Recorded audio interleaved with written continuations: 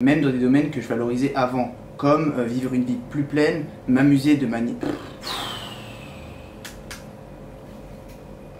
Plus la merde. Là, si j'arrête, je fais rien de la journée. Ça commence à me saouler, ça commence à me saouler de... Prends une petite pause de 5 minutes. Ouais, mais ça fait 2 jours que je prends des petites pauses de 5 minutes. Ouais, ça fait 2 jours que je fais rien. Il faut un truc qui me fasse reprendre la sensation du travail bien fait, tu vois, pour... Mais là, j'arrive pas, je suis dans une sphère infernale, en fait. C'est terrible. Parfois, rien ne va. Quoi que j'essaye de faire, je me sens piégé. Piégé dans l'inaction. Piégé dans une spirale infernale qui me donne l'impression que je n'avance plus. J'ai beau tout essayer, ça ne passe pas. Je prends un problème sous plein d'angles différents et je n'arrive absolument pas à me frayer un passage vers une solution qui me convient. Comme l'impression que la seule chose à faire, c'est de ne plus rien faire. J'ai grandi stimulé par les réseaux sociaux et les conseils de personnes qui ont l'air d'avoir une vie parfaitement calibrée et productive 7 jours sur 7. L'idée inconsciente selon laquelle tout est censé bien se passer en permanence est tellement ancrée en moi que ça n'arrange pas ces périodes où rien ne se passe comme je le souhaite. Pourtant, je sais que tout ça fait partie du processus. Notre humeur et notre productivité sont pas des choses ultra cadrées et linéaires. Au contraire, elles sont plutôt comparables à des saisons, des choses qui changent. Et à la réflexion, je me sens un peu mal. Je me demande si je participe pas aussi un peu à ça. À travers mes vidéos, je partage un idéal. Alors qu'évidemment, en réalité, je ne suis pas au top en permanence. Mais est-ce que je suis pas malgré moi un acteur qui contribue à ancrer cette mentalité? Cette mentalité du toujours productif, toujours heureux et toujours plein d'énergie. Peut-être, mais c'est loin d'être ma réalité. Parfois, rien ne va. Et c'est ça la réalité. Est-ce que c'est grave? En vrai, non. Pas vraiment, c'est même inévitable. Mais même dans une situation inévitable, je pense qu'on garde toujours une certaine liberté. La liberté de contrôler ce qui peut l'être, et la conscience de ne pas s'occuper de ce qui ne peut pas l'être. Mais alors, qu'est-ce que je fais pendant ces périodes où je suis piégé dans une spirale infernale et où rien ne se passe comme je veux? La première chose ô combien importante que j'ai comprise et qui m'aide énormément pour bien passer ces périodes, c'est de voir la vie en termes de saisonnalité. Comme je viens un peu de l'aborder, la vie c'est pas un long fleuve tranquille. Tu vas pas connaître une évolution constante et linéaire de ta productivité, ton énergie et ton bonheur par exemple. Tu vas avoir, comme dit le dicton, des hauts et des bas. Évidemment, le but sur le long terme au niveau macro, c'est de connaître plus de hauts que de bas dans ta vie, pour pouvoir aller vers tes objectifs et connaître une certaine évolution. Mais au niveau micro, c'est-à-dire au niveau de la journée, de la semaine ou même parfois du mois, tout le monde connaît des bas. Tu connaîtras souvent des périodes où tout ne se passe pas comme tu le souhaites. D'ailleurs, si tu es entrepreneur, selon moi, c'est une idée que tu dois encore plus ancrer que la moyenne pour réussir sur le long terme, parce que tu connaîtras beaucoup d'échecs et beaucoup de désillusions sur le chemin. Malheureusement, il y a un petit coupable qui crée une illusion de positivité constante chez tout le monde. Tu t'en doutes, c'est les réseaux sociaux. Comme si en permanence, chacun devait être ultra productif,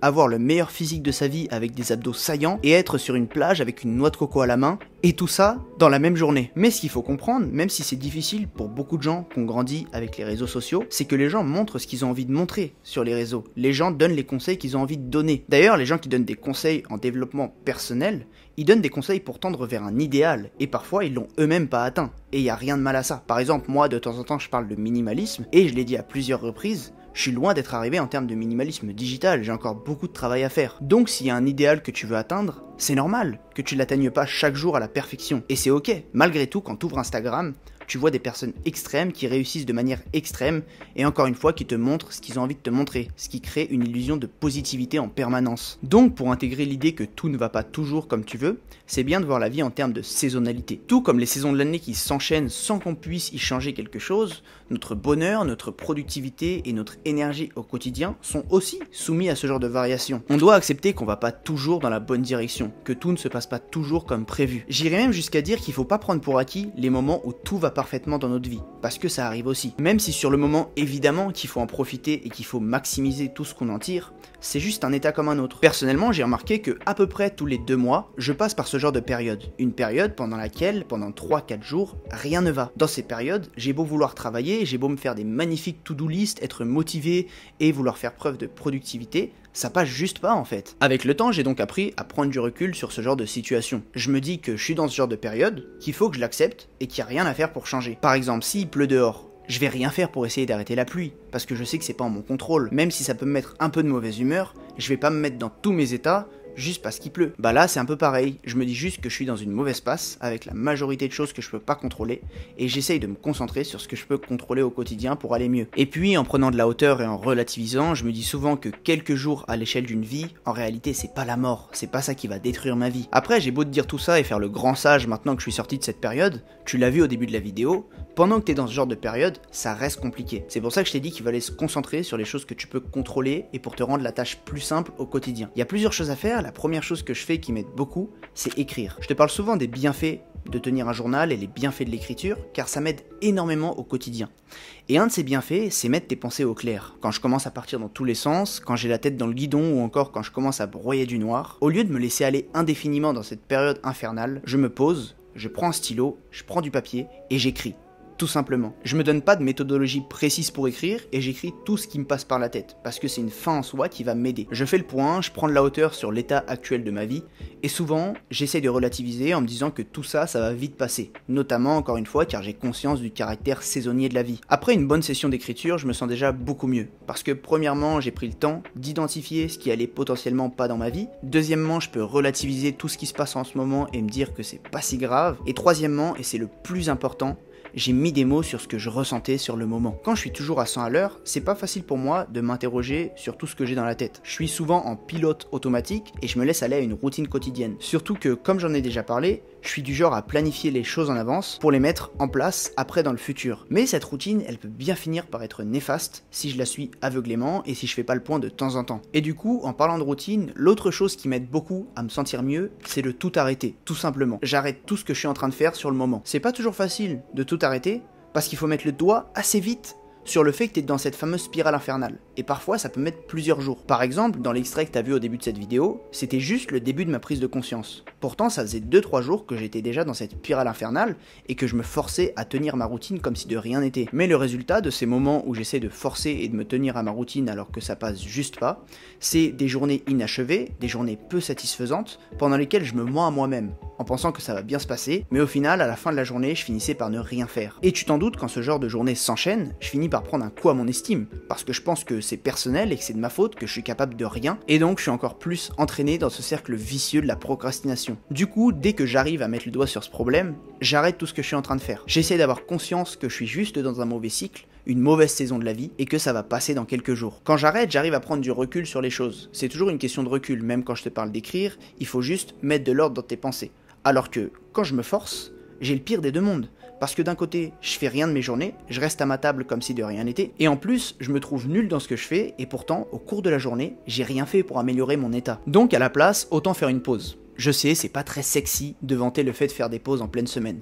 C'est pas très no pain no gain et les influenceurs sous les cocotiers auraient du mal à accepter ce genre de conseils. Mais bon, c'est bien plus réel que de te dire que je m'arrête jamais et que je suis toujours ultra productif. Encore quelque chose que je dis de manière assez intuitive dans l'extrait du début, mais dans ces périodes, c'est très important de trouver quelque chose qui va te donner un sentiment d'accomplissement et qui va te faire un petit peu sortir de cette impression que t'es capable de rien. Tu t'en doutes, psychologiquement dans ces moments, je suis loin d'être au top. Et même si globalement j'ai confiance en le processus et que souvent je planifie des projets à l'avance pour les mettre en place au quotidien sans douter, dans ces périodes, il peut vite m'arriver de tout remettre en question, de me demander si ce que je fais vaut vraiment le coup, et même parfois de tout vouloir arrêter. Tout ça, c'est encore dû au fait que je n'arrive à rien, donc je prends un grand coup dans mon estime. Donc au lieu de me forcer, la première étape, comme je l'ai dit avant, c'est que j'arrête tout, et la deuxième, c'est que je vais faire quelque chose qui va me procurer un sentiment d'accomplissement. Si je suis têtu et que je veux absolument travailler un peu, ça peut être lié au travail, par exemple faire une tâche qui va me faire un petit peu avancer dans un projet mais qui est facilement réalisable, ou bien je fais quelque chose qui a rien à voir avec le travail, et je t'avoue que c'est souvent le cas, comme sortir voir un proche et passer un bon moment,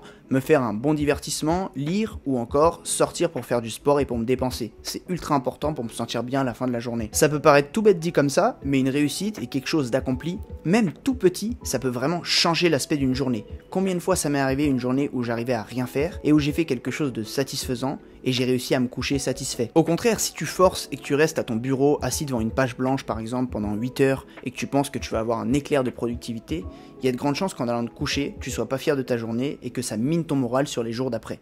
Donc encore une fois, tu vas être piégé dans cette fameuse spirale infernale. Et malheureusement, on préfère souvent, naturellement, privilégier cette option parce qu'on pense, encore une fois, qu'en restant à notre bureau, on se sera tenu à notre routine et on se sera pas dispersé, mais parfois c'est loin d'être la bonne chose à faire. Dans le même sens qu'écrire, ça m'aide beaucoup à sortir de ma tête pour mettre les choses au clair et me sentir mieux. De temps en temps, pour me sentir mieux, j'aime aussi en parler à des proches qui pourraient me comprendre sur le moment. Je te dis ça parce que pendant longtemps, j'étais quelqu'un d'assez pudique. Souvent, quand j'avais un problème dans la vie, j'en parlais pas à mes proches parce que je pensais que c'était un signe de faiblesse et je préférais avancer tout seul. Mais avec le temps, j'ai fini par comprendre que quand je bloquais sur quelque chose, ça pouvait être ultra utile et rassurant de parler de mes soucis à un ou plusieurs proches de valeur. En faisant ça, premièrement, encore une fois, ça me permet de mettre des mots sur ce que je ressens, mais aussi parce que tes proches, ils ont pas autant la tête dans le guidon que toi. Souvent, ils peuvent prendre du recul sur la situation et ce recul, ça leur permet de voir la chose de manière différente et ils peuvent même voir des problèmes que t'avais même pas considérés parce que t'étais trop occupé à faire autre chose. Donc ce point de vue un peu frais et nouveau, ça peut te permettre de te remettre dans le droit chemin en quelque sorte. Donc vraiment, si t'oses pas le faire aujourd'hui, je peux que te conseiller de parler à tes proches, ça peut vraiment aider de temps en temps.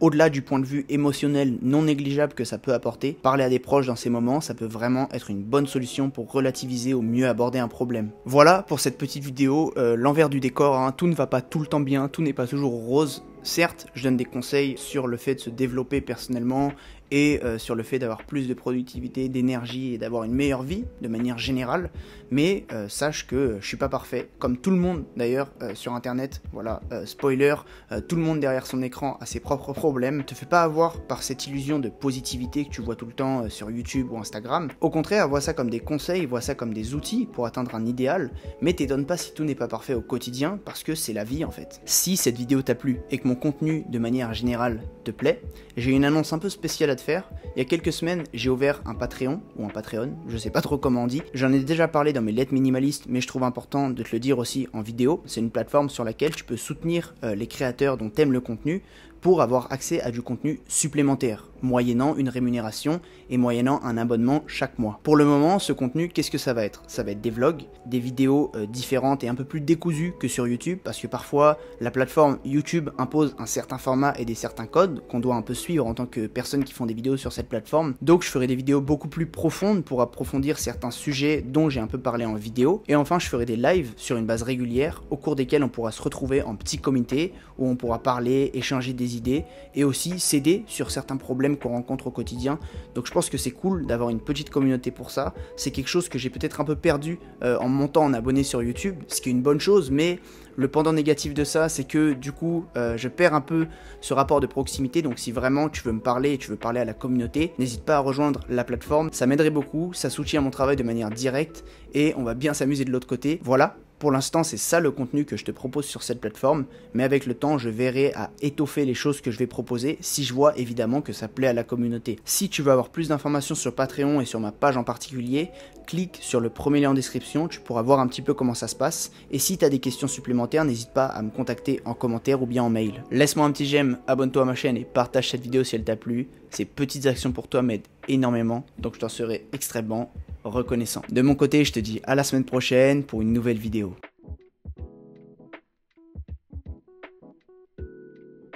Ouais, t'as bien entendu, une nouvelle vidéo, et non pas une nouvelle vidéo minimaliste, parce qu'en fait c'est autre chose en fait ma chaîne.